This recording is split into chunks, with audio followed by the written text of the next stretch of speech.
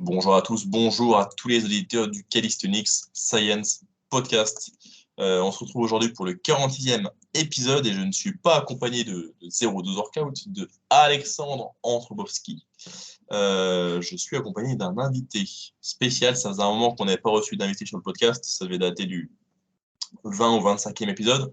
Aujourd'hui, on reçoit un de mes anciens camarades de classe qui était avec moi pour ma licence STAPS.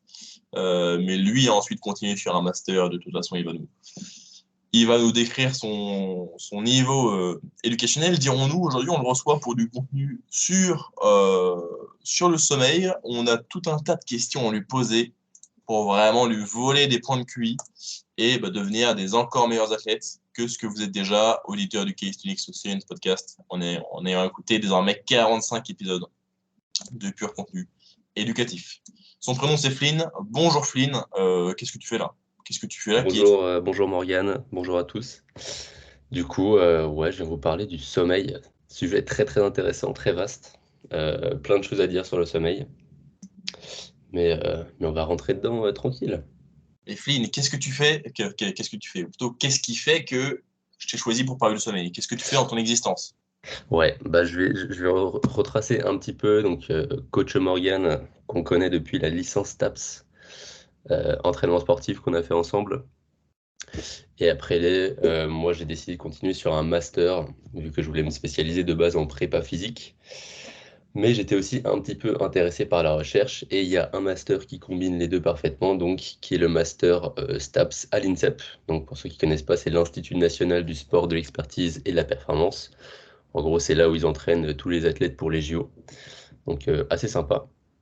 Et donc durant ce master, j'ai mené un projet de recherche sur le sommeil et plus précisément sur le sommeil des adolescents sportifs et trouver des moyens en fait de l'améliorer justement vu que leur sommeil est éclaté au sol, on peut le dire. Splendide. Et là, qu'est-ce que tu fais dans ta vie? Est-ce que tu peux nous parler également de MNU, ce que tu as fait cette Ah année? oui, j'ai complètement oublié ça. L'année dernière aussi, j'ai fait MNU. Donc, encore une fois, pareil que coach Morgan, en fait, je suis sa route. Je le copie clairement. Et aussi, cette année, je passe du coup mon diplôme d'état de prof de tennis, vu que j'ai un petit niveau au tennis. Et en parallèle, je devrais travailler normalement sur un projet de recherche. Mais c'est pas encore complètement confirmé. Du coup, je vais pas trop m'étendre dessus encore. Splendide. On pourra peut-être te recevoir dans un an quand Exactement. Quand verrons ce que sera ça bon. aura été fait correctement pour de vrai et que tu auras vraiment des données à nous donner. Ok, Ce serait bon. voilà un peu pour ton background éducatif. Euh, donc ton projet d'études actuelles, on ne peut pas encore en parler, ça reste purement confidentiel. Alors, est-ce que tu peux nous parler plus en détail de toi, ce qui a été un petit peu ton champ d'expertise lors de ton master sur le sommeil des adolescents? Premièrement, pourquoi ça t'a intéressé? Mhm. Euh, Comment vous avez travaillé dessus? Quelle méthode, quel protocole, quelle durée? On t'écoute, parle-nous de tout ça. Ouais, du coup, donc de base dans notre master, on devait faire un stage en accompagnement scientifique de la performance. Donc en gros, c'est se servir de la science pour accompagner les athlètes. Donc ça va être tout ce qui se réfère par exemple au testing, donc profil force-vitesse, tout ça. Euh, et du coup, moi, j'ai fait un stage au CREPS d'Île-de-France. Donc c'est une structure d'accompagnement pour justement les sportifs adolescents. Donc plutôt en prépa physique. Et au cours de ce stage, en fait, il fallait aussi une thématique, on va dire, de mémoire. Et du coup, moi qui savais pas du tout sur quoi le faire, je me suis orienté sur le sommeil parce que donc on avait des espèces d'appels d'offres en fait, et un des chercheurs à l'INSEP est spécialisé dans le sommeil. Donc, il s'appelle Mathieu Nedelec. Et donc, je me suis entretenu avec lui pour savoir si on pouvait mettre en place quelque chose donc à la fois au CREPS et à l'INSEP, du coup, pour rallier un petit peu donc mes deux stages, vu que ça aurait été assez intéressant, je pense. Et comme ça, j'aurais maximisé, on va dire, ce que je pouvais. Et donc, notre postulat de base, en fait, pour les adolescents sportifs, c'est qu'ils dorment clairement pas assez, mais ça dépend pas forcément que d'eux. Dans le sens où, en fait, il y a plein de caractéristiques et de facteurs qui vont faire qu'à l'adolescence, le rythme veille-sommeil, en fait, va être complètement déréglé. et en fait va devenir, on va dire, incompatible avec leur planning en fait qui est déjà hyper chargé. Donc pour savoir un athlète au crêpe, donc ils sont tous, on va dire, internes. Et donc ils vont se réveiller pour les cours en fait qui commencent vers 8h, 8h30 normal. Ils vont avoir 2 entraînements par jour, donc d'1 h 30. Et entre ces 2 entraînements, bah, ils ont cours en fait. Donc en fait, ils n'ont aucun moment vraiment pour se reposer. Et donc ils vont, on va dire, être dans leur chambre vers 20h, mais après il y a les devoirs, il y a les films, tout ce qu'ils veulent. Et du coup, en fait, ils ont un planning qui est vraiment très chargé. Il faut savoir que les recommandations pour les adolescents sportifs, c'est de 8 à 10 heures par nuit. Donc ce qui est assez élevé, mais en fait dans les études, ils dorment clairement beaucoup moins. Donc en moyenne, c'est vers 6-7 heures. Et il y a même des études qui montrent que c'est en dessous en fait, mais ça va dépendre, on va dire, plutôt des pays. Euh, Forcément, et aussi des disciplines. Par exemple, on sait qu'en natation, ils dorment très peu, vu que souvent ils ont un premier entraînement dans l'eau très tôt le matin en fait. Du coup, ils doivent se réveiller très très tôt, mais ils se couchent jamais avant 22 heures quoi. Donc au final, ils sont cramés. Et du coup, à l'adolescence, il y a déjà un dérèglement qui est biologique, donc par rapport à leur sensibilité à la lumière, qui va être un petit peu altérée. Et donc, en fait, ils vont être moins sensibles à la lumière le matin, donc ce qui veut dire qu'ils vont avoir plus de difficultés à se lever, mais ils vont être plus sensibles à la lumière le soir, ce qui veut dire que ça va être plus facile en fait de rester éveillé hyper tard. Du coup, ils ont vraiment le pire des deux mondes. Donc ce qui est vraiment pas top pour eux. Et en addition, il y a bien un facteur lié à la puberté, vu que entre des adolescents prépubères et post-pubères, il y a bien un décalage vraiment conséquent des rythmes veille-sommeil. Donc ça, c'est juste le facteur biologique qui est déjà hyper important. Ensuite, il y a d'autres facteurs. Donc comme je l'ai dit, il y a l'emploi du temps qui est le principal par rapport à l'heure de lever. Vu que forcément, s'il y a cours à 8 heures, tu te lèves, tu peux pas ne pas te réveiller pour aller en cours. Ensuite, il y a les entraînements. Donc, il y a les facteurs, on va dire, qui sont non sportifs, donc auxquels tous les adolescents vont faire face. Donc, ça va être l'emploi du temps, ça va être les devoirs, ça va être les relations sociales qui se développent, ça va être aussi l'influence parentale qui est moindre. Du coup, par exemple, il y a des études qui ont observé en fait l'impact de l'influence parentale sur l'heure de coucher et de lever. Et ils montrent que ceux qui sont les plus indépendants, forcément, ont un rythme et en fait se couchent plus tard, tout simplement. Et du coup, ça va aussi jouer un rôle. Qu'est-ce que j'ai pas dit? Il y a les devoirs, je pense que j'ai dit déjà. Mais il y a aussi, et surtout, ce qui prend de plus en plus d'ampleur en ce moment, c'est les écrans qui se développent beaucoup, beaucoup, donc avec la lumière bleue, qui a vraiment un impact négatif, donc la lumière bleue et la lumière en général. Donc en fait, les téléphones, ils ont 3 impacts. Donc déjà, si on est sur un écran, on n'est pas en train de dormir. C'est tout bête, mais ça va du coup décaler l'heure à laquelle on allait se coucher. Euh, Ensuite, il y a l'impact de la lumière, qui est vraiment, vraiment conséquente, vu qu'en fait, c'est ce qu'on appelle un entraîneur du rythme circadien.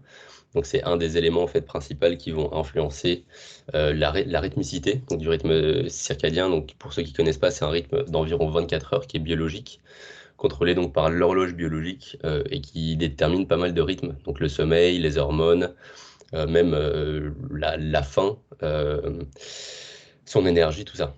Et donc si ce rythme il est déréglé, forcément tous les rythmes vont un petit peu être désynchronisés, ce qui peut avoir aussi des conséquences plutôt négatives, on va dire. Euh, et du coup, qu'est-ce que je disais? Je me suis perdu. J'en étais où? Je me suis perdu dans mes Alors, on en explications. était à les téléphones. Oui, 3. les téléphones. Voilà, bien vu. Donc la lumière. Et ensuite, le dernier, ça va être les notifications durant la nuit. Vu que maintenant, normalement, tout le monde le met plus ou moins en mode avion. Ceux qui ne le mettent pas, en fait, même s'ils s'en rendent pas compte, il y a les notifs qui vont vous réveiller. Et ça fait en fait des micro-éveils durant la nuit, ce qui n'est pas forcément top. Donc ça, c'est les facteurs, on va dire, qui sont non sportifs, qui sont déjà en fait hyper conséquents, et même chez les adolescents qui sont pas sportifs, en majorité, ils ne dorment pas assez. Et on retrouve ces mêmes normes, on va dire, de 6 à 7 heures par nuit, en fait. encore une fois, en fonction de l'âge et des pays. Et ensuite, il y a les facteurs sportifs qui viennent se rajouter, donc notamment la charge d'entraînement, qui peut avoir des impacts, notamment sur les éveils, sur le nombre d'éveils pendant la nuit, et donc sur la qualité générale du sommeil. Il y a les compétitions. Donc, en fonction des différents sports, ils peuvent être soit très tôt le matin, soit très tard le soir. Donc, par exemple, on sait qu'en football, ils ont beaucoup de matchs plutôt en soirée. Mais du coup, ça va décaler en fait l'heure du coucher de façon assez conséquente. Donc, il y a les compétitions, il y a aussi les déplacements. Euh, donc, s'ils sont sur le territoire, ça peut aller, mais par exemple, dès qu'on va parler de vol d'avion, de jet lag, tout ça, si c'est pas géré, ça peut être vraiment très difficile. Et pour ceux qui font vraiment des allers-retours entre plusieurs pays et tout, le sommeil peut être vraiment négativement impacté. Et voilà, donc en fait, il y a tous ces facteurs qui vont être réunis. Donc il y a un des auteurs qui parle de perfect storm. J'aime bien parce que c'est assez représentatif, quoi. Ils ont tout. Tout ce qui peut mal se passer se passe mal, en fait. Et du coup, leur sommeil peut être vraiment impacté. Et donc, ils dorment pas assez et ça a bien évidemment des effets négatifs sur la performance. Donc la performance sportive, déjà, ça impacte en fait surtout les performances d'endurance, de répétition de sprint et aussi de motricité spécifique. Par exemple, sur le tennis, on pourra parler sur le service et sur la précision, par exemple, elle sera négativement impactée. Mais il y a surtout un gros impact sur les performances cognitives qui forcément vont être plus impactées, donc sur l'attention, la mémoire de travail, la mémoire normale, temps de réaction, vigilance, tous ces impacts en fait tous ces éléments qui sont très importants juste pour survivre, mais encore plus pour le sportif. Enfin, sur le temps de réaction, c'est un des éléments les plus essentiels, on va dire, et pourtant c'est un des plus touchés. Et donc malheureusement, ces performances-là vont être vraiment affectées donc, par le manque de sommeil. Euh, Et en fait, ce qu'on peut voir par exemple sur une semaine, c'est qu'il y aura une dette de sommeil qui va, on va dire, s'accumuler. Donc par exemple, si le week-end, voilà, on s'est couché à minuit tranquille et que le lundi, on se réveille aller vers 7 heures. Donc ça veut dire qu'on a environ 7 heures de temps au lit, mais le temps au lit, malheureusement, n'égale pas du sommeil. Vu qu'il y aura déjà la latence pour s'endormir, il y aura les micro-éveils, si vous allez aux toilettes, il y a plein de choses qui rentrent en compte. Et on va dire, imaginons qu'on perd 1 heure, ok? Donc là, vous êtes à 6 heures de sommeil par nuit, alors que les recommandations sont de 8 à 10 heures. Donc bien évidemment, c'est individuel, il y en a qui ont besoin de plus de sommeil, il y en a qui en ont besoin de moins. Même si vous avez besoin de 8 heures, ça veut dire que vous avez 2 heures de moins par rapport à ce qu'il vous faudrait pour être, on va dire, dans des conditions qui sont optimales. Et ça tous les soirs. Et donc en fait, les performances, notamment par rapport aux performances cognitives, vont diminuer tous les jours. Donc tous les jours où en fait la dette va s'accumuler, les performances vont du coup diminuer. Et donc même le week-end où ce qu'on observe en fait c'est un décalage de rythme du coup pour on va dire essayer de récupérer ces heures de sommeil. Petit spoiler, ça ne marche pas. Euh, mais enfin, ça marche dans une certaine condition, vu que si on le faisait pas, c'est impossible de vivre en fait, vu que vous avez juste en dette de sommeil permanente. Donc ça fonctionne, mais pas autant que juste dormir assez tout le temps. Bref.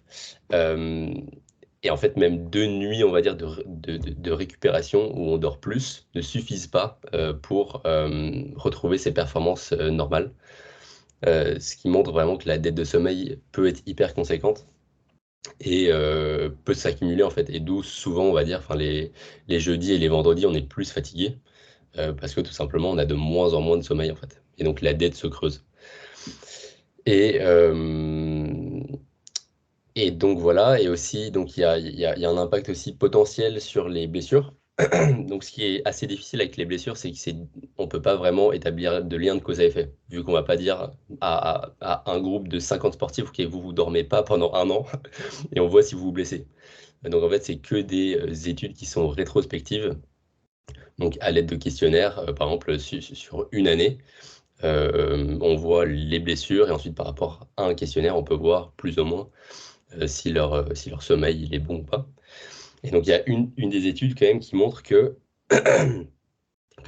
les athlètes qui dormaient moins de 8 heures par nuit avaient donc 1,7 fois plus de chances d'avoir une blessure donc dans l'année précédente, ce qui est quand même conséquent. Donc même si c'est pas un lien de cause à effet, on peut quand même supposer qu'il y a un impact, mais en fait tout va être lié, on va dire, dans le sens où par exemple, vu qu'il y a moins de vigilance, peut-être qu'on va faire moins gaffe à comment on court, comment on se place, et au final, on va peut-être avoir plus de chances de se blesser.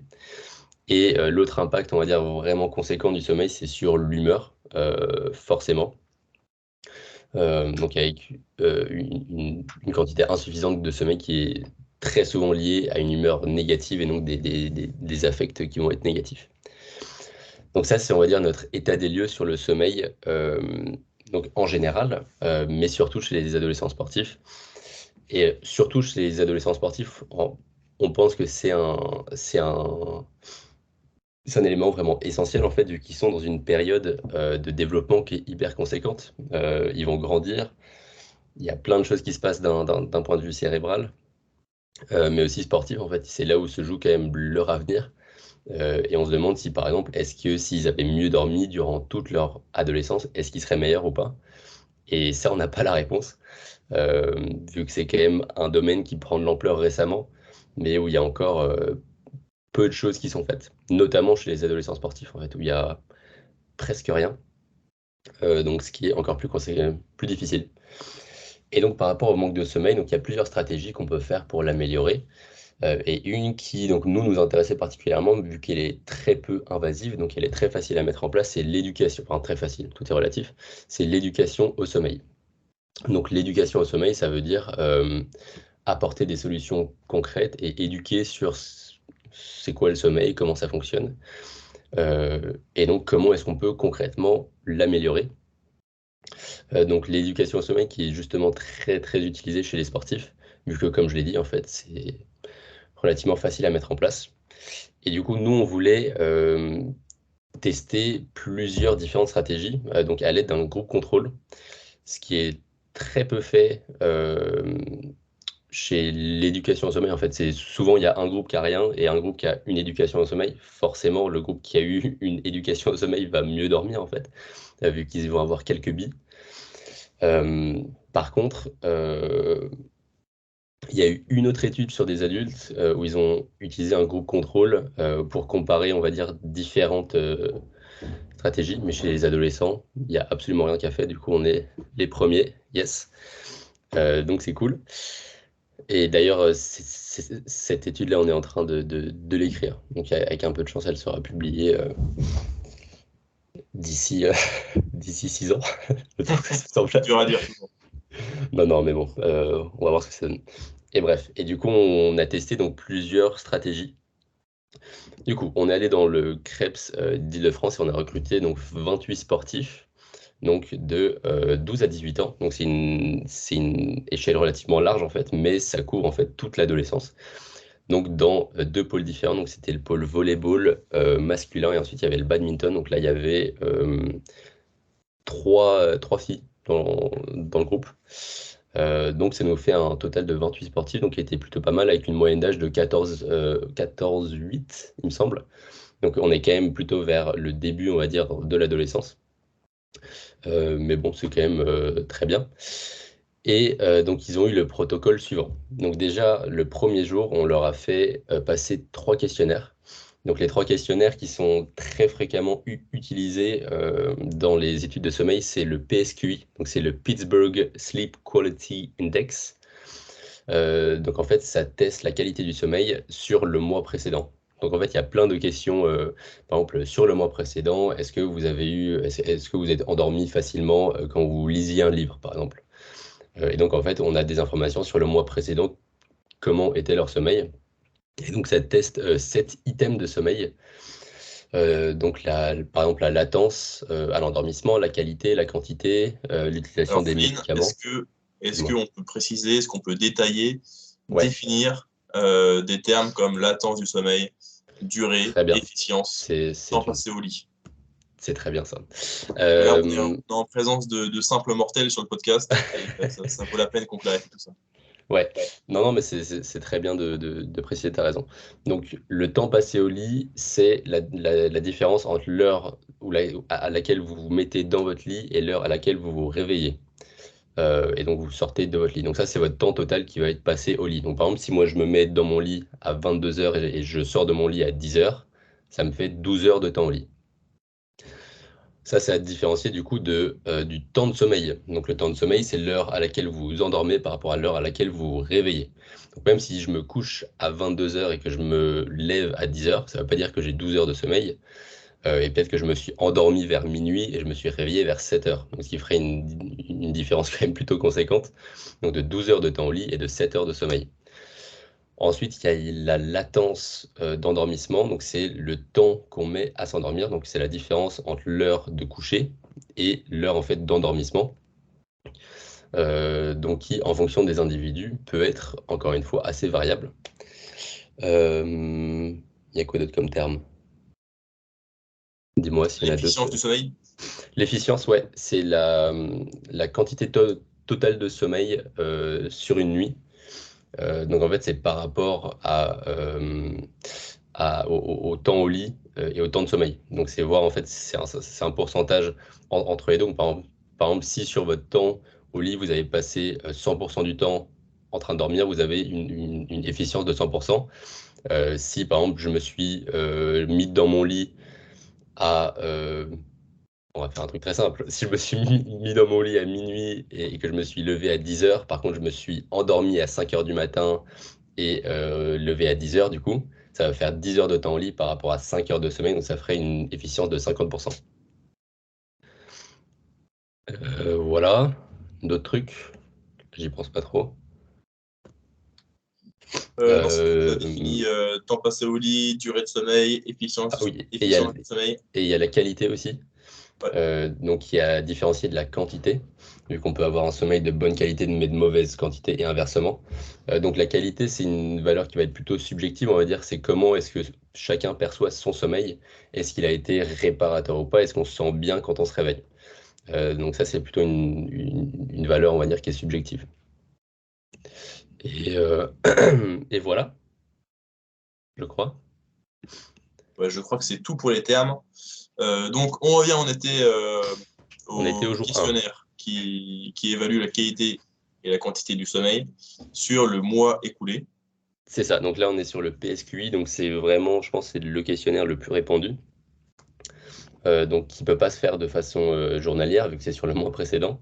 Mais c'est souvent en fait ce qu'on fait passer, par exemple le premier jour sur une étude en fait pour mettre un état des lieux, on va dire, sur leur sommeil. Et donc ça teste, comme je le disais, donc les 7 items, donc latence, quantité, qualité, tout ça. Donc c'est des questions qui sont notées. Et en fait, chaque item va avoir un score de 0 à 5. Et en fait, on fait la moyenne des items et donc on a un score. Non, c'est pas la moyenne, mais bref. Donc les scores peuvent être assez élevés ou très bas. Et en fait, un sommeil de mauvaise qualité va être un score qui est supérieur à 5. Donc tout ce qui est sommeil, score de 0 à 5, on va dire que c'est un sommeil qui est plutôt de bonne qualité. Supérieur à 5, c'est un sommeil qui va être de mauvaise qualité. Ce qui est assez cool en fait avec le PSQI, c'est que vu que chaque item a un score, on peut être assez précis en fait sur quel facteur en fait on veut améliorer. Par exemple, si je suis à 0 partout, par contre en latence, j'ai un score de 5 ou plus, bah, ça veut dire que par rapport à mon sommeil, j'ai peut-être un sommeil général qui est bon, mais ma latence, elle est mauvaise. Et du coup, je vais peut-être essayer de me focaliser sur cet aspect-là du sommeil.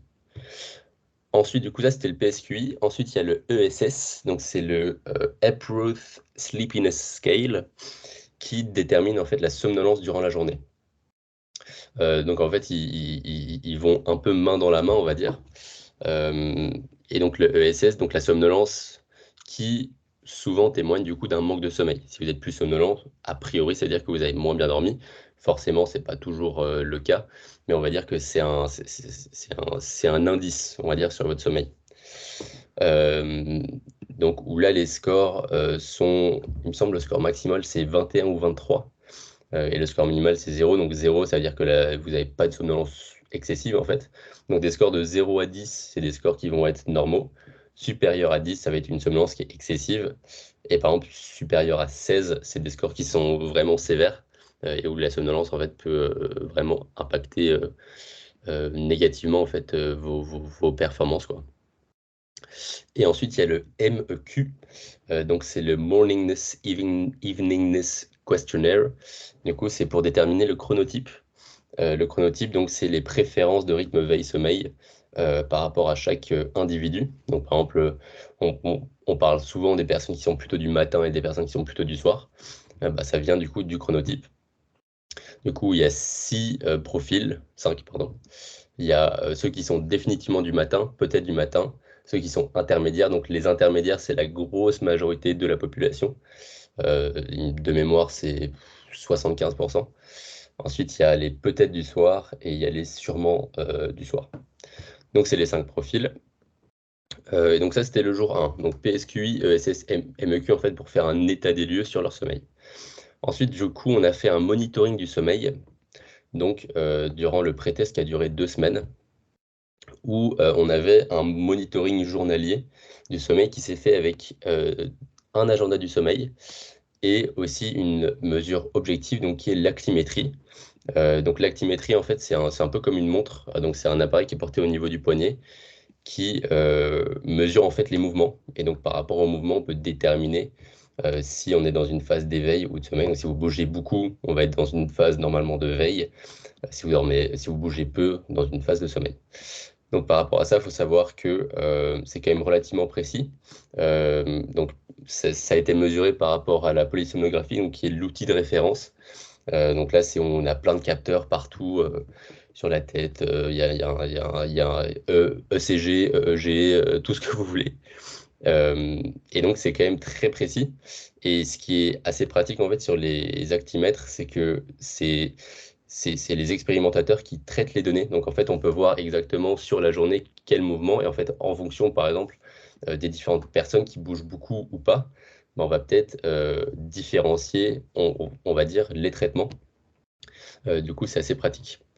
Donc ça, c'est un appareil en fait qu'on peut porter toujours. Donc il y a une vie sur l'appareil qui dure, je crois, que c'est 3 mois. Du coup, on peut faire des grosses analyses. Donc c'est assez pratique. Et en fait, ils la portent tout le temps, donc sauf quand ils se douchent et qu'ils font du sport où il peut y avoir du choc sur la montre, forcément. Euh, et voilà. Donc ça, c'est pour l'actimétrie. Et ensuite, les agendas du sommeil. Donc nous, on a utilisé en plus une application assez intéressante qui s'appelle Athlete 360. Donc c'est un Athlete Monitoring System qui est très utilisé donc à l'INSEP, mais aussi donc de plus en plus dans les CREPS. C'est c'est une application où en fait on peut mettre plein de questionnaires sur l'application et donc en fait sur les applications pour les athlètes. Du coup, ça veut dire que par exemple, si moi je veux monitorer mon sommeil, je suis un athlète, sur mon téléphone, j'aurai directement par exemple le PSQI, un agenda du sommeil et du coup tous les matins, par exemple, je me réveille, j'appuie dessus, je fais mon agenda, je l'envoie et c'est très bien et en fait ça envoie toutes les données sur une base de données auxquelles du coup les entraîneurs ont accès. Et donc c'est vraiment hyper pratique et ça a vraiment simplifié la vie parce que faire des agendas du sommeil sur papier, euh, on peut le faire. Mais avec 28 sportifs sur 2 semaines, c'est dur. Et du coup, donc les agendas du sommeil, ça se présente souvent sous la même forme. Donc il y aura en premier, il y aura une espèce d'échelle en fait avec toutes les heures. Donc 1, 2, 3, 4, 5, 6 jusqu'à 24. Et ensuite, on va mettre des croix sur les heures de réveil et de coucher. Et en fait, comme ça, on peut déterminer le temps passé au lit surtout. Et ensuite, il y aura quelques questions, par exemple sur la latence, combien de temps avez-vous mis pour vous endormir? Comment vous vous sentez le matin? Est-ce que vous avez pris de la caféine, tout ça? Et donc, en fait, les agendas du sommeil viennent compléter, on va dire, l'actimétrie.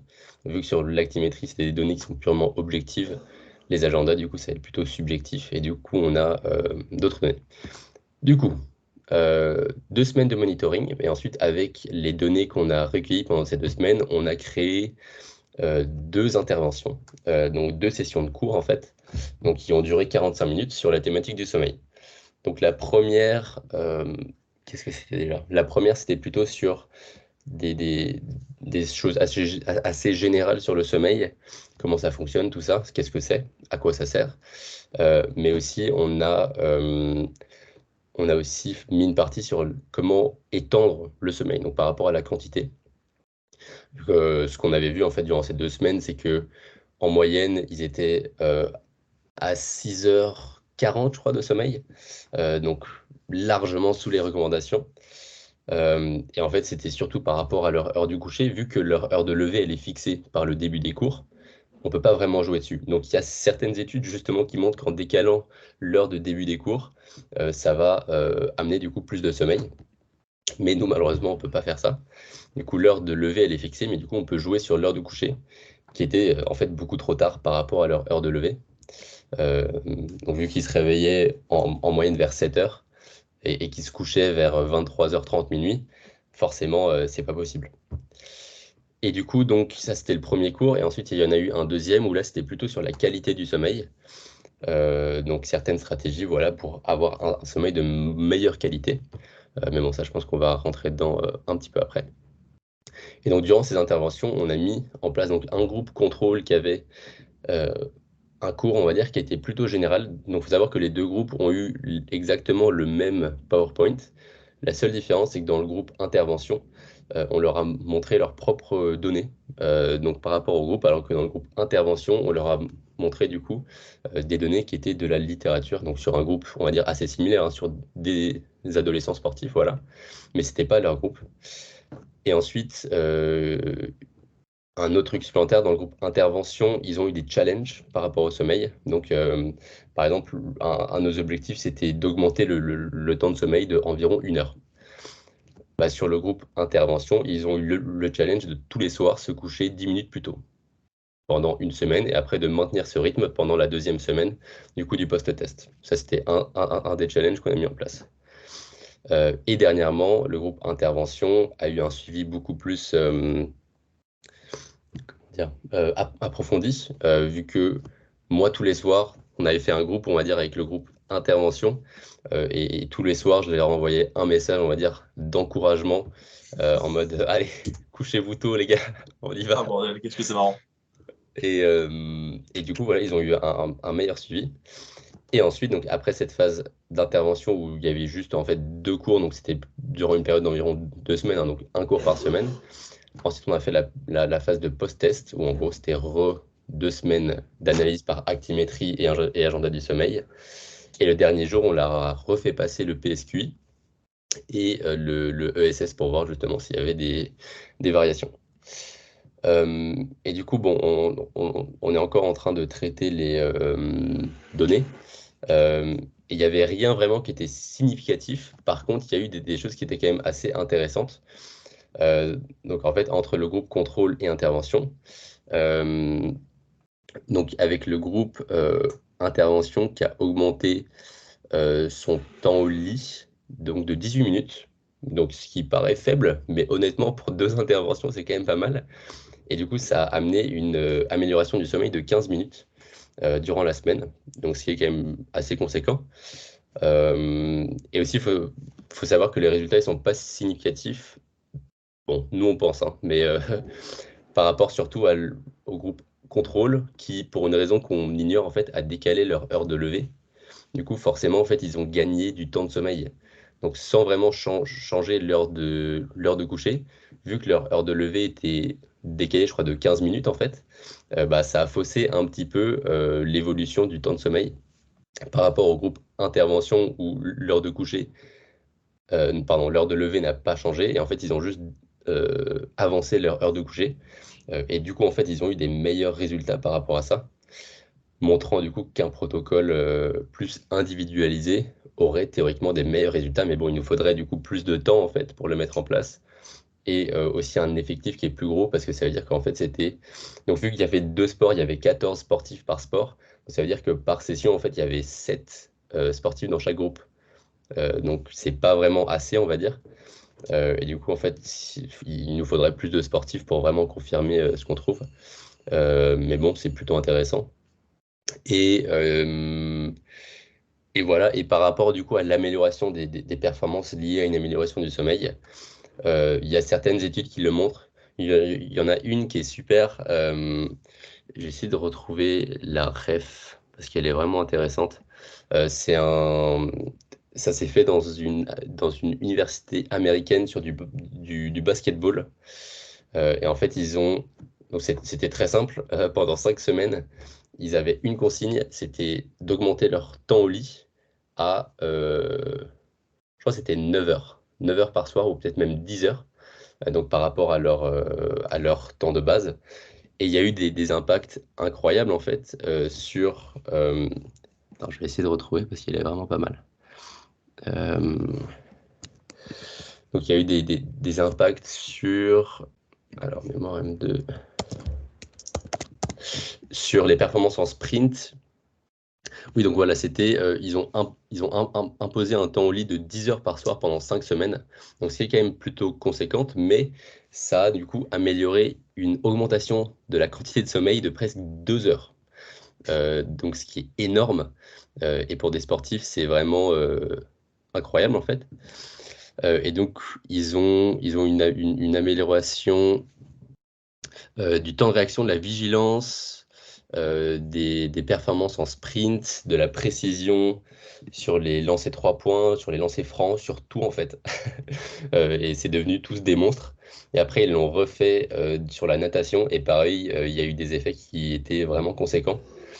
Donc c'est quand même plutôt positif, quoi. D'où on essaye de l'améliorer. Et, Ok, euh, alors pour ce et qui voilà. est du fait que dans le groupe contrôle, ils aient, alors vraisemblablement, enfin, spontanément, décalé leur heure de lever, Mhm. euh, moi je vois ça un petit peu de la même façon qu'en nutrition, lorsqu'on commence à faire traquer des gens, on commence à leur faire compter leurs calories sans leur donner la moindre indication. Ils ont tendance à réduire leur apport calorique Mhm. parce qu'ils sont simplement plus conscients de la chose.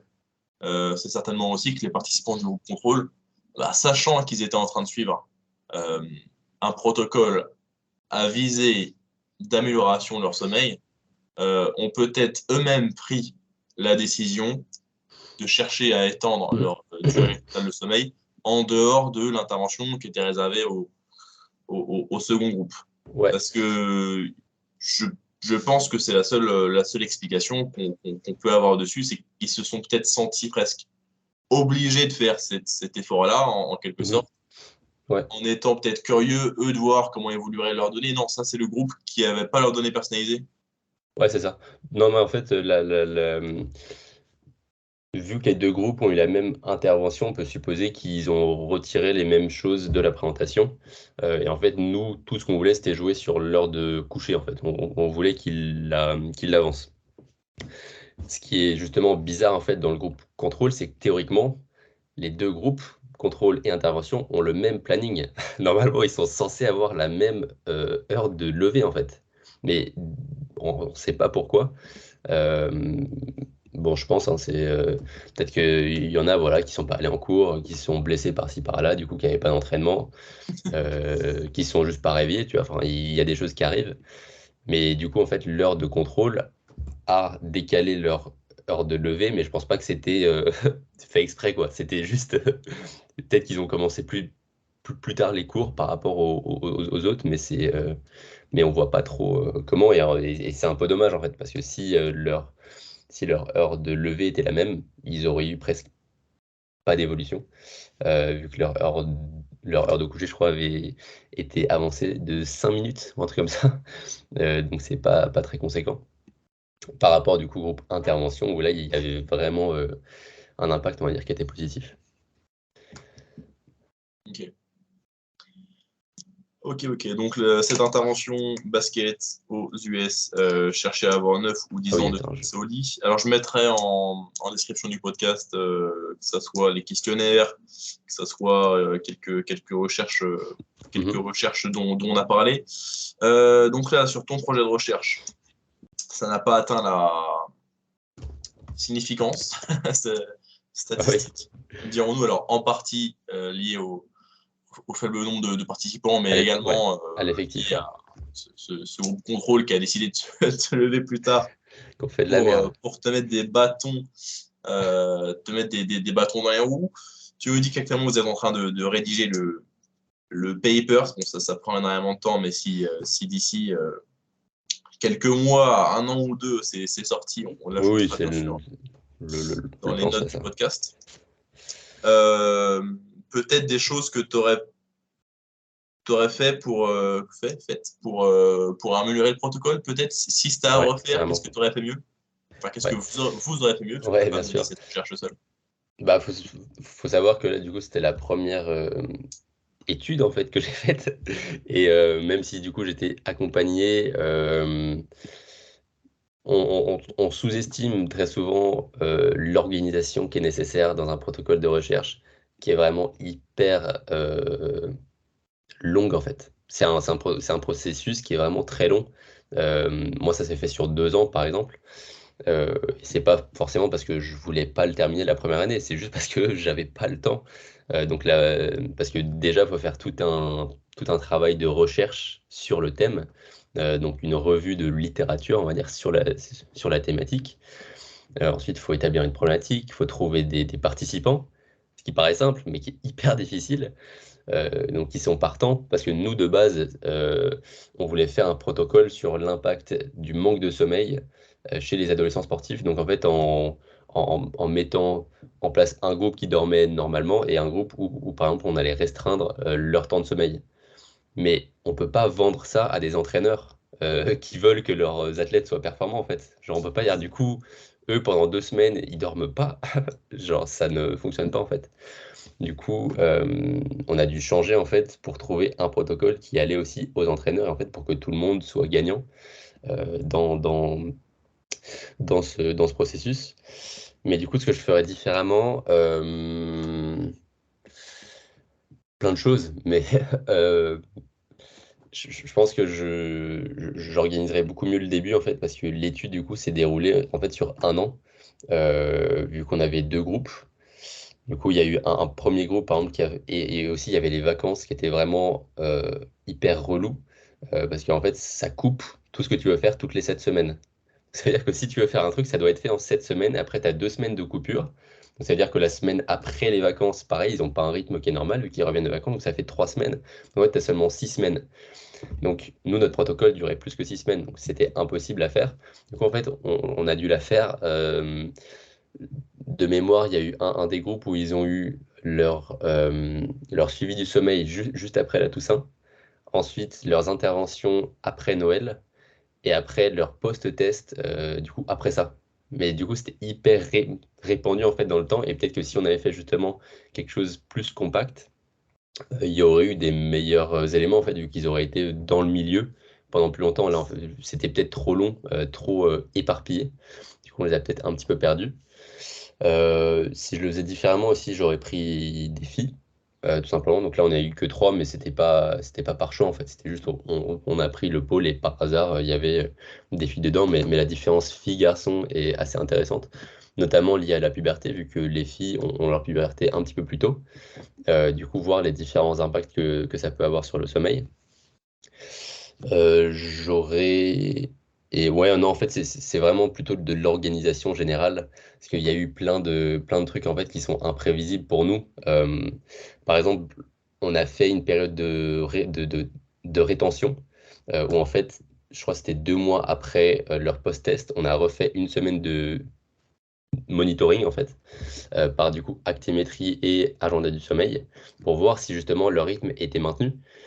Mais en fait, sur cette semaine, la moitié des sportifs étaient en vacances, la moitié n'avait plus de cours, et du coup, en fait, on avait très peu de données. Et c'est encore une fois par rapport à cette organisation, en fait, c'est très dur à mettre en place, vu que, notamment dans un sport individuel comme le badminton, vu qu'ils ne sont pas par équipe, ils ont tous leurs petites compètes par-ci par-là. Et en plus, ils n'ont pas tous le même âge. Du coup, certains vont aller en compète un week-end, d'autres sur une autre semaine. En fonction des performances, les compétitions vont durer plus longtemps. Et c'est des choses qu'on ne peut pas forcément prévoir. Euh, Par exemple, sur la semaine des interventions avec un des pôles, je suis arrivé donc, le jour J où donc, j'avais mes deux groupes qui étaient bons et tout. J'arrive et donc voilà, prêt pour commencer. Et le coach me dit, ouais, du coup, lui, ils sont pas là. Lui, il est blessé. Je suis en mode, frérot, comment ça, tu me le dis maintenant? Du coup, c'était de l'adaptation en fait permanente. Et c'est pas forcément facile à mettre en place. Mais, euh, mais ouais, s'il y avait vraiment un truc que je ferais mieux, c'était l'organisation, quoi. Tout planifier un an et demi à l'avance parce que ouais, sinon c'est trop dur. Ok. Donc là, comment dire, le principal mode opératoire de cette étude, c'était chercher à augmenter le temps passé au lit, donc pour augmenter la durée totale du sommeil via de l'éducation, via la sensibilisation. Je pense que les auditeurs du podcast, a priori maintenant, sont suffisamment sensibilisés à ça. Donc, ce serait plutôt à la recherche de méthodes d'implémentation à inclure dans leur routine pour eux-mêmes améliorer Mhm. leur qualité et leur quantité du sommeil. Est-ce que tu peux nous donner des recommandations générales et peut-être certaines plus spécifiques Ouais. pour améliorer déjà dans un premier temps peut-être la durée totale du sommeil chez un sportif du quotidien mais qui se prend demi au sérieux comme c'est le cas des auditeurs du CSP. Ouais. Euh, En fait, c'est des conseils très bateaux qu'on a tous entendus au moins une fois dans sa vie. Mais ce qui est dur, c'est de les mettre en place et de les tenir sur le long terme. Donc, par rapport à vu qu'on part du principe que l'heure du lever va être souvent fixée par le travail, par les cours, par ce que vous voulez, encore une fois, on va surtout jouer sur l'heure de coucher, où là, on peut peut-être jouer plus de rôles. Euh, Et il y a plusieurs stratégies, on va dire, qui ont été mises en place. Moi, une que j'avais bien aimée, c'était justement celle d'avancer progressivement son heure de coucher. Donc, dans l'étude que j'avais vue, c'était chez des adolescents et c'était de 5 minutes par soir, tous les soirs en fait, pendant autant de temps que tu peux l'avancer. Euh, Parce qu'en fait, le problème, si on essaye d'avancer trop tôt son heure de coucher de base, c'est que en fait, on va juste pas s'endormir. Et ça peut lier, par exemple, à de la frustration, vu que l'élément principal qui nous fait dormir, du coup, c'est la mélatonine, donc l'hormone du sommeil, hein, si on veut le dire vulgairement. Mais cette hormone, c'est sur un rythme circadien de 24 heures. Du coup, elle sera sécrétée, a priori, tous les soirs vers la même heure. Donc, si de base, vous vous couchez à minuit et que d'un soir, vous dites, OK, je vais me coucher à 21 heures, vous n'allez pas dormir jusqu'à, on va dire, 22h30, 23 heures, parce que justement, la mélatonine n'est pas là, tout simplement. D'où il faut y aller pour moi vraiment très progressivement. Donc, par exemple, de 5 minutes par soir, tous les soirs ou 10 minutes, voilà. Ce qui est très important sur le sommeil, c'est la valeur individuelle. Chacun a un rythme qui lui sera spécifique, chacun a des préférences, chacun a des besoins qui seront différents. Peut-être que chez certains, l'avancée de 15 minutes par soir, c'est possible. Chez d'autres, ce ne sera pas possible. D'où c'est vraiment quelque chose qui doit être progressif. Donc, avancer l'heure du coucher, ça va être le principal. Ensuite, un autre truc qu'on peut faire par rapport à l'amélioration, on va dire, de la quantité du sommeil, ça va être l'utilisation des siestes, qui est assez intéressante. Donc, il y a les micro-siestes donc de 5 à 10 minutes. Ça, c'est plutôt vraiment si vous n'avez pas dormi, par exemple, pour, on va dire, retrouver une restauration en fait, passagère de la performance. Donc, pour une micro-sieste, c'est une restauration des performances jusqu'à environ 2 heures. Ensuite, il y a les siestes moyennes, donc qui durent de 20 à 30 minutes, où là, on aura une restauration des performances Alors, qu'est-ce que ça veut dire? Alors, que dis-moi. pour une Oui, micro-sieste de 5-10 minutes, on a une restauration ouais. de performance jusqu'à 2 heures. Est-ce que tu veux nous dire que on peut pousser un format sieste jusqu'à 2 heures, ou est-ce que tu peux nous dire ou est-ce que tu es en train de nous dire qu'une micro-sieste de 5-10 minutes peut compenser un manque de sommeil d'une équivalence allant jusqu'à 2 heures? Ce que je veux dire, c'est que une micro-sieste donc, de 5 à 10 minutes, ça permettra de restaurer donc, des performances cognitives, mais aussi sportives, sur une durée jusqu'à 2 heures. Donc, par exemple, si je prends une micro-sieste à 10 heures du matin, mes performances vont être restaurées partiellement jusqu'à midi, par exemple, sur une D'accord. période de 2 heures. Donc là, on parlera surtout, on va dire, des performances cognitives, mais aussi un petit peu des performances sportives. Ensuite, du coup, il y a les siestes moyennes donc de 20 à 30 minutes, où là, c'est des restaurations de 2 à 6 heures. Donc, c'est déjà plus intéressant. Notamment, encore une fois, si on n'a pas dormi durant la nuit, ça peut être vraiment pratique. Et ensuite, il y a les siestes longues, donc de 60 à 90 minutes, où là, en fait, l'objectif, c'est de faire un cycle entier de sommeil. Vu qu'une nuit, c'est pas un seul cycle, c'est plusieurs cycles qui vont du coup se succéder. Dans les siestes longues, donc de 60 à 90 minutes, le but c'est de faire un cycle, que chaque cycle dure entre 60 et 90 minutes. Le risque sur les siestes, c'est de faire des siestes trop longues où on se réveille en plein milieu d'un cycle. Donc par exemple, si on fait une sieste longue de 2 heures, c'est très probable qu'on se réveille en fait en plein milieu d'un cycle. Et c'est là où on l'a tous vécu, on se réveille, on est complètement paumé, on ne sait pas où on est hyper fatigué. C'est en fait parce que vous êtes réveillé en plein milieu d'un cycle. Encore une fois, par rapport aux siestes, c'est très individuel. Pour les siestes longues, il y en a où ça va être 60 minutes, il y en a où ça va être 70, 80, 90 minutes, ou peut-être même un petit peu plus. Donc là, c'est plutôt une méthode, on va dire, d'essai et d'erreur pour trouver en fait ce qui vous correspond. Peut-être qu'il y a des fois où vous allez vous réveiller, vous n'êtes pas bien, vous vous dites, ok, là, j'ai peut-être poussé un petit peu trop loin. Mais du coup, les siestes longues, ça peut être assez pratique. Par contre, avec les siestes, il faut faire attention à ne pas les utiliser de façon chronique. Dans le sens où, si par exemple, tous les soirs, vous dormez pas assez, et du coup, tous les jours, vous faites une sieste, maintenant, en fait, la sieste fait partie de votre rythme veille-sommeil, et du coup, va impacter, on va dire, votre sommeil nocturne, qui est, mine de rien, le plus important. Euh, et du coup, si on fait des siestes, il n'y a pas de souci, mais il faut qu'elles restent spontanées, on va dire. Ça ne doit pas être quelque chose de planifié en mode, OK, à 16 heures tous les jours, je vais faire une sieste. Bah non, en fait, parce que du coup, ça devient votre rythme. Et du coup, bah, le soir, vous êtes habitué à ce rythme-là par rapport à votre sieste. Et du coup, vous allez vous coucher plus tard. Aussi, par rapport aux siestes, il faut faire très attention à ne pas la prendre trop tard le soir.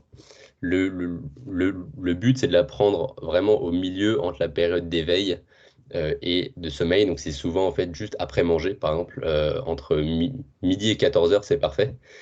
Euh, mais souvent, c'est le plus loin possible de l'heure de coucher. Vu que si on la prend trop près, euh, en fait, vous allez, au cours de la journée, tous les processus vont amener en fait une fatigue et ça fait augmenter ce qu'on appelle la pression homéostatique. Donc, vu que le sommeil a une valeur homéostatique, donc de retrouver l'équilibre corporel, on va dire, euh, au cours de la journée. Donc, plus vous ne dormez pas, plus justement cette pression monte. Donc, si par exemple vous faites une sieste, bah, cette pression va diminuer, mais du coup, elle ne va pas réaugmenter assez pour amener du coup la fatigue qui nous fera dormir. Et du coup, il faut la prendre le plus loin possible de l'heure de coucher. Donc ça, c'est pour les siestes. Euh, Et ensuite, par rapport à l'hygiène du sommeil, il y a plusieurs choses, mais la plus importante, ça reste la régularité des rythmes. Dans le sens où l'objectif, c'est d'avoir un rythme entre la semaine et le week-end qui soit le plus proche possible pour justement conserver cette rythmicité. Vu que le sommeil, c'est un rythme qui est hyper circadien, mais aussi, qui est aussi très très complexe en fait. Il y a plusieurs choses qui rentrent en compte. Il y a la mélatonine et la température, donc c'est les principaux, mais il y a aussi d'autres choses. Du coup, il faut rester très régulier pour que tous les processus en fait, qui rentrent dans amener le sommeil soient liés et soient synchronisés au même moment. Du coup, si vous décalez le week-end, ce qui est normal pour tout le monde, c'est mieux de décaler un petit peu son heure de lever que l'heure du coucher. Le but, c'est de garder l'heure de coucher la plus stable possible, vu que la sécrétion de mélatonine soit toujours au même moment. Et que par exemple, vous vous couchez pas à 3 heures du matin les vendredis, samedi soir, parce que du coup, le dimanche, c'est impossible. Il y a une étude qui avait été faite chez des étudiants, donc où ils montraient que décaler l'heure du coucher vendredi, samedi soir, donc assez typique, de juste 2 heures, ça décalait la sécrétion de mélatonine de 46 minutes le dimanche soir. Donc c'est-à-dire que si vous vouliez vous coucher 1 heure plus tôt, c'est pas possible. Euh, et encore une fois, ça peut mener à de la frustration parce qu'on est juste dans son lit et on peut pas dormir. Euh, et c'est ce qui est très difficile. Du coup, garder un rythme très régulier tout le temps, ça, je pense que c'est vraiment l'élément principal en fait par rapport au sommeil. Si on arrive à être régulier, tout va se coordonner parfaitement. Ensuite, il faut éviter l'utilisation des téléphones portables, les écrans. Ça, c'est le plus dur, je pense. 1 heure avant de se coucher, couper tout et en fait se mettre dans une bonne routine où, je sais pas, vous allez prendre une douche, méditer, lire un livre, quelque chose qui est relaxant, mais qui, d'un point de vue cérébral, va être moins stimulant qu'être sur son téléphone avec les lumières, les notifications, les vidéos, où ça va vraiment être très très stimulant, quoi. Et donc ça peut perturber le sommeil. Et dernièrement, par rapport à l'environnement, donc les trois caractères principaux, ça va être la lumière, la température et le bruit. Donc ça, encore une fois, c'est bateau, mais dormir dans une chambre où il fait noir, où il fait pas trop chaud surtout, donc où il fait un petit peu plus froid, et où il n'y a pas de bruit. C'est les trois trucs principaux. Et donc si vous arrivez déjà à avoir un rythme, c'est quoi ça? Voilà. Alors, ceux qui écoutent sur Spotify ne le verront pas, mais je suis actuellement en train de montrer ma boîte de boules caisses. Oui. D'ailleurs, est-ce qu'on a des données sur ça, Flynn, sur des gens qui dormiraient dans un environnement bruyant et une intervention qui consisterait à utiliser des boules caisses ou autres earplugs? Est-ce que tu as ça dans Dans ta mon rubrique de arsenal, connaissances? je suis sûr que ça existe, mais non, je n'ai pas ça. Moi, je m'arrête au le bruit, ça réveille. Du coup, faut l'enlever. Très bien. Quel scientifique de bas étage. Très bien. Je Exactement. te réinviterai pas sur le podcast. Mais du coup, si on arrive à être régulier, ne pas utiliser son téléphone 1 heure avant de se coucher et avoir un environnement, donc température, lumière et bruit optimal, déjà vous avez maximisé l'hygiène du sommeil et donc là on sera peut-être sur de la qualité plutôt que de la quantité. Mais on va dire ça va mettre tout ensemble quoi. Et, euh, et voilà. Est-ce que tu as d'autres Alors moi, j'ai une recommandation que je donne à mes clients pour essayer de... Alors, Ah oui, et la caféine, pardon. J'ai oublié, hyper important la vas-y, caféine. finis sur la Ne, caféine. ne pas en prendre trop tard, vu que la caféine, coach Morgan vous l'a sûrement dit, a une durée de vie dans l'organisme qui est hyper conséquente. Faut pas en prendre après 16 heures. Après, encore une fois, ça dépend de l'heure du coucher, forcément. Mais on part du principe qu'une dose, on va dire, relativement conséquente, en fait, qui peut vous stimuler, faut vraiment minimiser après même 14 heures, 14-16 heures pour qu'il n'y en ait plus, en fait, dans l'organisme la nuit, vu que forcément, la caféine, ça réveille, malheureusement. Et voilà. Alors, la recommandation que moi j'avais que je donne à mes clients pour se dégager une période de temps hors lumière bleue, hors écran, Mhm. c'est que je recommande à mes clients de faire en sorte de mettre à la suite toutes leurs tâches quotidiennes, qui sont principalement des tâches de préparation pour la journée suivante, à la suite. C'est-à-dire Ok. que, supposons une heure du coucher à 23 heures, je vais recommander à mon client de, disons, se doucher vers 22h15, puis ensuite de faire sa routine, se laver les dents, peut-être aller aux toilettes, euh, que sais-je. Et ensuite, donc, de préparer la journée suivante, de mettre toutes les tâches qui ne nécessitent pas de lumière bleue côte à côte. Ça peut être, hop, se préparer le tupperware pour le lendemain si on mange un tupperware sur notre travail. Ça peut être préparer nos vêtements pour le lendemain, ça peut être préparer notre sac de sport pour le lendemain. Et en fait, fréquemment, toutes ces activités-là, donc hors lumière bleue, on a tendance à un petit peu les répartir sur notre soirée, comme ça, ponctuellement, une tâche par-ci par-là. Et du coup, simplement, en fait, en orchestrant différemment cette suite d'événements-là, donc en cherchant à mettre toutes ces tâches côte à côte, on arrive à se dégager une période continue hors lumière bleue, hors écran. Et juste avant de vous coucher, oui, vous regardez une dernière fois brièvement votre téléphone, vous répondez à un message ou deux, vous mettez le réveil, mode avion. Et ça, c'est une recommandation que je donne parce qu'elle est facile à implémenter. Parce que dans tous les cas, voilà, préparez votre journée du lendemain, préparez votre tupperware, prendre votre douche, passer aux toilettes, vous laver dans toutes ces actions-là de préparation au sommeil et de préparation pour votre journée du lendemain. Dans tous les cas, c'est des choses que vous allez faire chaque soir. Et simplement en changeant l'ordre de tous ces événements-là, ça ne vous prend pas plus de temps que si vous prépariez votre tupperware à 20h30, que vous prépariez votre sac de sport à 21h, que vous prépariez, que vous preniez votre douche à 21h30. Si vous mettez toutes ces actions côte à côte, vous vous dégagez une période continue, hors lumière bleue, et c'est certainement plus ça qui compte. Alors, à la fois réduire la durée totale d'exposition à la lumière bleue dans les heures qui précèdent le sommeil, mais surtout dans les dernières dizaines de minutes qui précèdent l'heure exacte d'endormissement. J'avais une question, revenir à quelque chose, là, c'était sur le sujet des siestes. Ouais. Par rapport à... Alors, tu n'as pas utilisé le terme, mais ça se référait sûrement à l'inertie du sommeil. Quand tu te lèves et que tu es dans un cycle, est-ce que c'est ça le terme, Flynn? Oui, c'est ça, exactement. D'accord. Est-ce que tu recommanderais... Alors, évidemment, premièrement, on peut expérimenter simplement avec la durée et voir selon comment on se sent, viser plus, viser moins de durée pour la sieste et ensuite trouver ce qui nous convient. Est-ce que tu recommanderais l'utilisation d'une application telle que Sleep Cycle? Peut-être. C'est pas une application que je recommande, mais visiblement, ce serait une application qui chercherait à nous réveiller entre deux cycles de sommeil. Il me semble que c'est certainement par rapport au bruit qu'on fait en dormant, ça cherche à estimer si on est dans une phase de sommeil profond ou non. Est-ce que tu es familier avec ce type d'application ou pas du tout? Alors moi non, moi j'utilise pas trop ce genre de choses. Après ça peut fonctionner, mais il faut faire gaffe avec tous ces trucs-là vu que ça va jamais être hyper précis.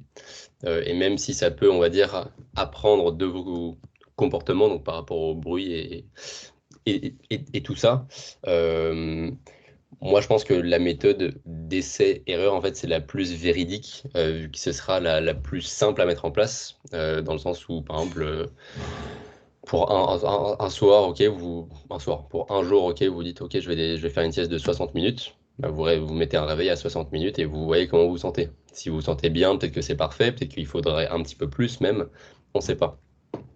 En fait, juste jouer sur les durées pour voir. Ou même, il y a une autre méthode de sieste dont je n'ai pas parlé. Ça s'appelle les siestes café. C'est Ah oui. Ouais. c'est on prend du café juste avant de se coucher et en fait vous allez vous réveiller 20 à 30 minutes après avec du coup les effets de la caféine qui arrivent. Du coup ça c'est assez intéressant aussi. Pourquoi pas essayer. Mais par rapport aux siestes en fait ce qui est pratique c'est le week-end où vous voulez combler en fait cette dette de sommeil. Par exemple vous pouvez faire une sieste longue. Donc vous gardez le même rythme exactement par rapport à la semaine. Donc imaginons ça va être du 23h, 8h du matin par exemple. Et au lieu du coup de décaler vos rythmes, juste vous faites une sieste longue entre midi et 14h. Et du coup ça va vous rajouter environ 1h à 1h30 de sommeil sur une nuit, ce qui est énorme quoi. Vu que si vous dormez pas assez, par exemple si on prend les, les, les sportifs, là, donc 6h30, bah, plus 1h30, ça fait 8 heures de sommeil. Donc c'est bon, ils sont dans les clous, quoi. Et après, durant la journée, euh, par rapport à comment vous sentez le matin et durant la journée, vous pouvez faire peut-être des micro-siestes pour justement combler un petit peu les effets justement du manque de sommeil. Mais encore une fois, pas les faire de façon chronique. Et je voulais revenir rapidement sur ce que tu as dit là sur ta technique pour enlever les lumières bleues 1 heure avant le sommeil. C'est pas mal. Et en plus, ce qui est pratique, c'est que c'est des tâches, on va dire, qui sont pas très stimulantes, on va dire. C'est des choses qui sont bateau à faire, quoi. On va aller se doucher, on va préparer ses affaires, on va faire son repas, tout ça. C'est des choses qui sont assez monotones, en fait, et qui vont pas trop vous stimuler. Et donc, déjà, on va pas être en lumière bleue. Donc, faut savoir que la lumière aussi, c'est négatif, mais moins que la lumière bleue. Donc, déjà, il n'y a pas de lumière bleue, donc c'est bien. Et aussi, il y aura une baisse un peu de votre activation corporelle et cérébrale, du coup, qui va vous mettre du coup plus dans un état, on va dire, de sommeil. Mais tout ce qui compte par rapport à cette routine, c'est de trouver vraiment un truc qui fonctionne pour vous, qui permet de, en fait, de vous mettre dans un état de calme. J'ai un ami à moi qui récemment a commencé à méditer juste avant. Et ça fonctionne super bien en fait. Vu que du coup, il va méditer pendant 15-20 minutes, ça va le calmer. Et après, bah, quand il se couche, il est déjà en train de dormir, quoi. Mais voilà. Ok, splendide. J'ai pas de questions supplémentaires. On a 1h05 de podcast. Alors, Flynn, même si tu es très pris pour cette année à venir, ou c'est cette année qu'on a déjà débuté, étant donné qu'on est là déjà C'est fin vrai, on est en octobre, octobre. euh, où est-ce que, alors, est-ce que ça se dit, où les auditeurs peuvent-ils te retrouver, suivre ton travail? T'es pas super actif sur Instagram, mais je milite pour que ça change. Comment on suit les aventures de Flynn Crosby, le chercheur? Ouais, bah même si je suis pas très actif, je pense que Instagram c'est le meilleur parce que je suis encore moins sur les autres. Donc, Euh, si les auditeurs veulent te poser une ou deux questions comme ça, pour oui, rebondir sur le carrément. podcast, Alors, mon Instagram, c'est Flynn, donc FLY2N, tiré du bas, Crosby, Crosbie. Si vous avez des questions, n'hésitez pas. Sur le sommeil, sur la nutrition aussi, vu que normalement, je suis MNU certified bientôt. il est théoriquement bientôt certifié MNU Mac Nutrition University, qui est la formation que j'ai suivie il y a un an, il y a un an tout pile, ce qui fait désormais Mm, que je suis un nutritionniste crédible. c'est ça. Splendide Flynn, merci pour ta présence. Merci Merci de à nous toi. avoir prêté ton cerveau pendant 1 heure et quelques. Il y aura peut-être un épisode follow-up pour d'autres questions, pour des choses par rapport à la nutrition autour du sommeil, Mm, par carrément. rapport à l'utilisation. Là, j'avais encore quelques questions, mais on garde ça pour un prochain épisode. Peut-être utilisation de lumière anti-lumière bleue, Mm, peut-être davantage de contenu sur l'exposition de la lumière du soleil en première moitié de journée. mm. Plein de choses intéressantes du genre. On pourra te faire revenir sur l'émission. Merci aux auditeurs de nous avoir suivis pendant 1h07. Ceux qui sont encore là ont une capacité d'attention supérieure à la moyenne et on les récompense en leur offrant des points de QI supplémentaires chaque minute de parole supplémentaire. Merci pour ta présence. C'était le 46e épisode du Case Unix Science Podcast. À bientôt, Flynn Crosby, pour de futures aventures nutritives ou Yes, somnolentes. À bientôt, merci Lisa. et dormez bien. Surtout.